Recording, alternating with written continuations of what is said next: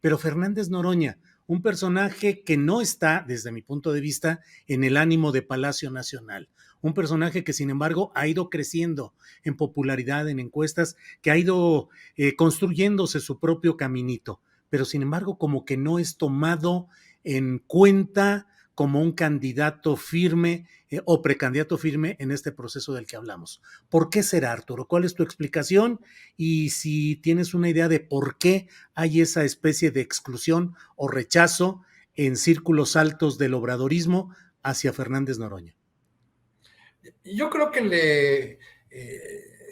la primera explicación podría ser que el tono y el estilo de Fernández Noroña como opositor resultaba chocante para muchos militantes del PRD primero, luego de Morena. Nunca lo consideraron como parte digamos, de su ejército, de las filas de leales, de las filas de personas confiables.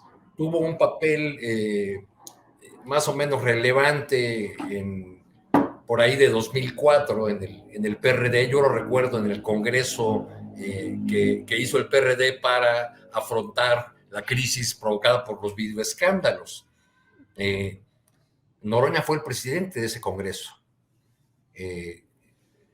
Se publicó una nota en la jornada donde se expresaron algunas críticas de dirigentes del PRD hacia el ingeniero Cárdenas, y el ingeniero Cárdenas aprovechó esa publicación para presentar su renuncia a todos los cargos que ocupaba en ese momento en el partido. Noroña era el presidente de ese Congreso. Salió el ingeniero Cárdenas en medio de gritos de Obrador, Obrador, Obrador. De esa manera despidieron en el PRD. Y ojo, la mayoría de los que gritaron eso eran militantes de la corriente nueva izquierda, es decir, chuchos. Y bueno, ya una vez fuera el ingeniero Cárdenas, tomó la palabra el exgobernador, ¿cómo se llama? El gobernador de Michoacán, que ahora es diputado. Leonel Godoy. Leonel Godoy, para culpar al diario La Jornada de la renuncia de Cuauhtémoc Cárdenas a sus cargos, y incluso dijo algo así como, y La Jornada siempre se entromete en la vida interna del partido, y entonces una condena, ¿no?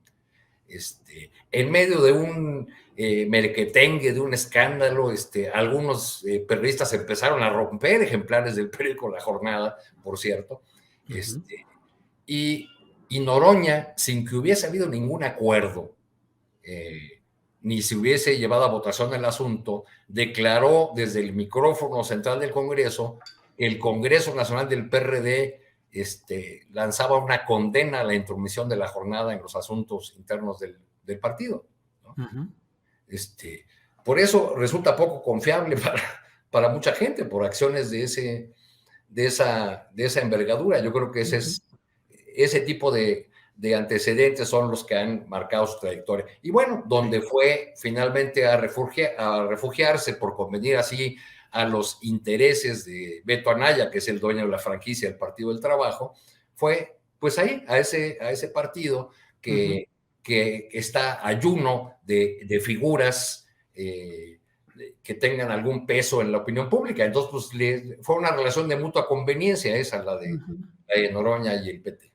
Bien, Arturo. Romina, recuerdo que en alguna ocasión leí que quien había sido secretario particular del general Lázaro Cárdenas, años después del momento de la sucesión en la que quedó Ávila Camacho, platicaba con el propio general Cárdenas y el general Cárdenas le decía, ¿se imagina usted, a su secretario particular, cómo hubiera sido el general Mújica en sus reacciones frente a algunas decisiones que había que tomar en consonancia con Estados Unidos? Le decía, era un hombre de una facilidad retórica explosiva, algo así lo decía.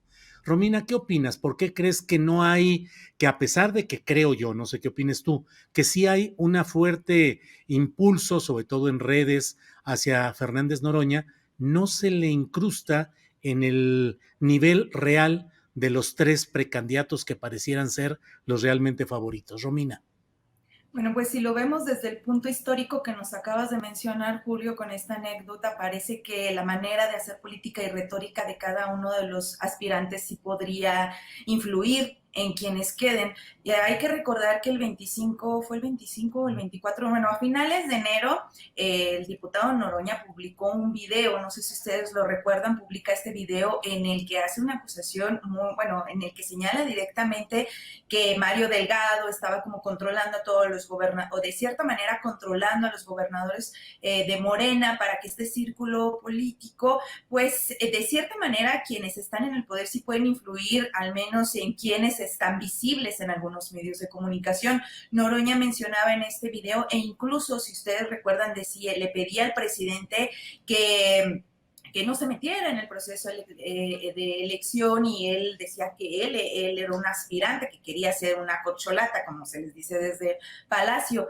Curiosamente, 1 o 2 días después sale un video del dirigente de Morena, Mario Delgado, diciendo, no, sí, Fernández Noroña también es una corcholata, bienvenido a las corcholatas, como abrazándolo como aspirante, como uno de los posibles aspirantes.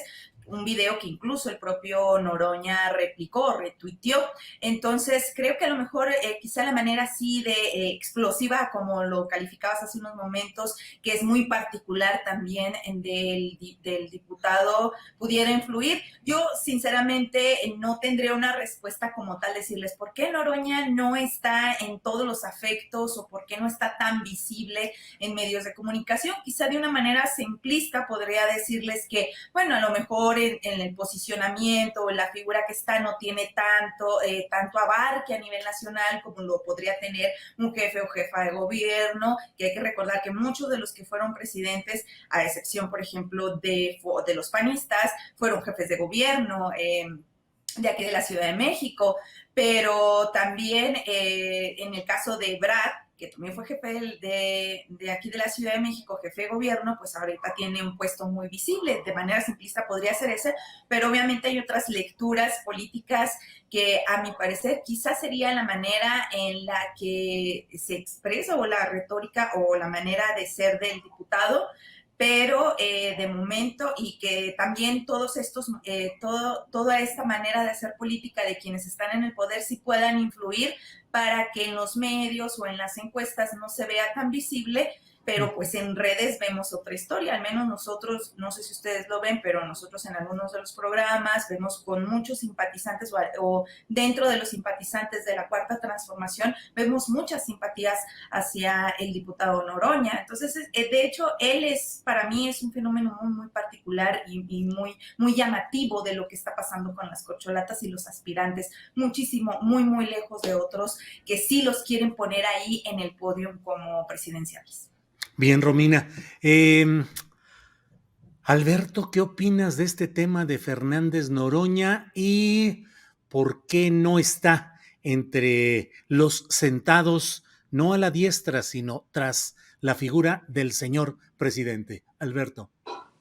Mira, porque para ser candidato presidencial no nada más basta la retórica, o sea, se necesita tener otros elementos que son necesarios y de pragmatismo político muy claro y muy abierto.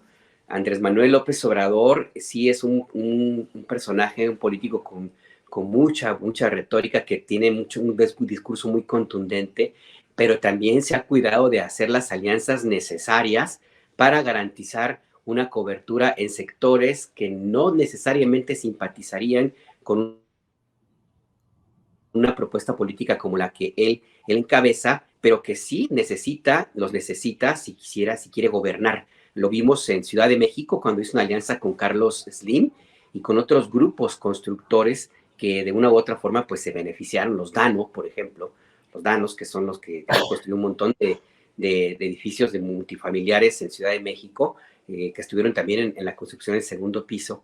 Y lo vemos en el movimiento político que construyó para que lo acompañara en 2018. Allí han estado presentes desde empresarios hipercontrovertidos como este vulgar que se llama Salinas Pliego, hasta por supuesto otros personajes de otros partidos políticos, Carlos Slim, gente del Consejo Mexicano de Negocios, en fin.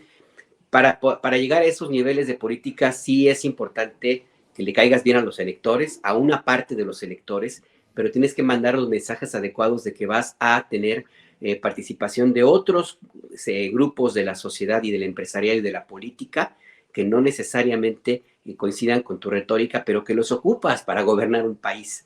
Entonces yo creo que por ese lado ahí es importante, es un tema a tomar en cuenta. Y ahí, si se fueran al encuestómetro o a la popularidad, pues Noroña tiene mucho respaldo. Yo les comentaba hace un rato que vi una encuesta que al parecer se hizo dentro de Morena, y Fernando Noroña parece muy bien calificado. Nada más se la pasé a Adriana, pero bueno, para que si la quieren luego en la medida de lo posible, porque tiene derechos de autor, Julio.